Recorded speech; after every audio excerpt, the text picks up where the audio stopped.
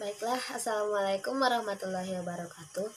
Perkenalkan, nama saya Bu Inta Padang dari Prodi Sejarah Fakultas FKIP Universitas Riau. Sekarang saya akan menjelaskan tentang sejarah Kerajaan Samudra Pasai.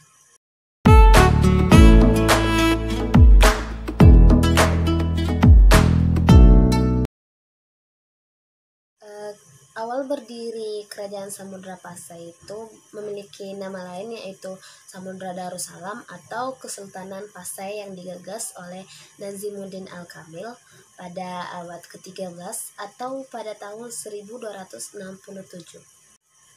Mandat untuk menjadi raja di Kerajaan Samudra Pasai ini diberi gelar Sultan Malik As-Saleh yang ditumpukan pada Marasilu.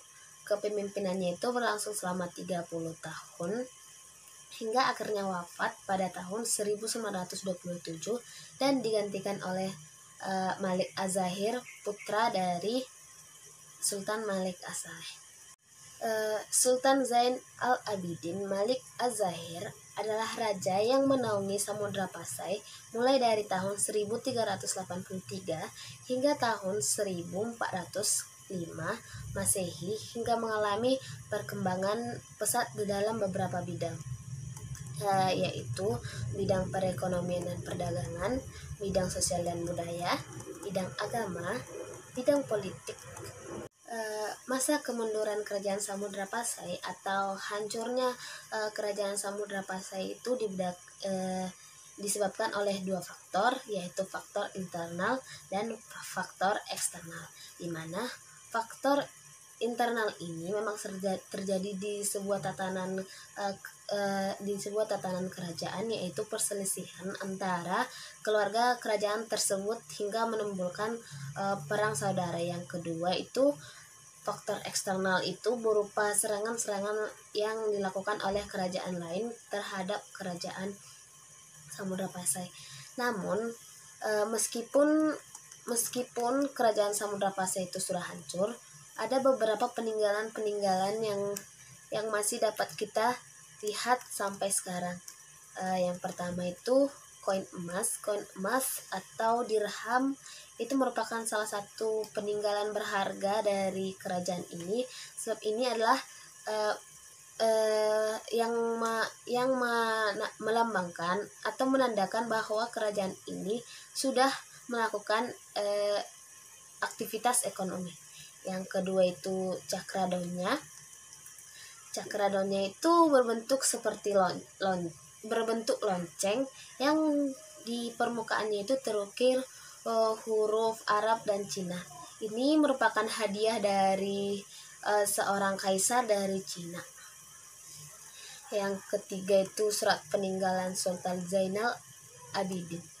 Ini isi dari surat ini yaitu saat itu mengenai kondisi Kerajaan Samudra Pasai itu saat mengalami kesulitan. Kemudian itu ada makam para raja dan juga makam para menteri. Baiklah, demikian yang dapat saya sampaikan tentang Kerajaan Samudra Pasai. Baiklah, di sini saya akan menjelaskan sedikit tentang Kesultanan Malaka. Kesultanan Malaka itu berdiri pada tahun 1402 sampai 1511. Kesultanan yang didirikan oleh Parameswara, yang merupakan keturunan ketiga dari Sang Nila Utama. Kekuasaannya dilanjutkan oleh putranya Paduka Sri Pekama Wiradiraja, yang kemudian diteruskan lagi oleh cucunya Paduka Sri Ranawirakarma. Pada tahun 1401, Parameswara, putra dari Sri Ranawirakarma, itu mendapat penyerangan dari Kerajaan Majapahit. Ibu kota dari kesultanan ini berada di Malaka, yang terletak di Selat Malaka. Kemudian kesultanan ini berubah menjadi pelabuhan penting di Asia Tenggara pada abad ke-15 dan awal ke-16. Malaka runtuh setelah ibu kotanya direbut oleh Portugis pada tahun 1511. Daerah Selat Malaka sampai kapanpun tetap menjadi pusat perhatian bangsa-bangsa negara, baik itu regional maupun internasional. Bagi Indonesia sendiri, Selat Malaka merupakan pintu gerbang yang mempunyai nilai yang strategis dan sangat tinggi. Demikian yang dapat saya sampaikan tentang Kesultanan Malaka.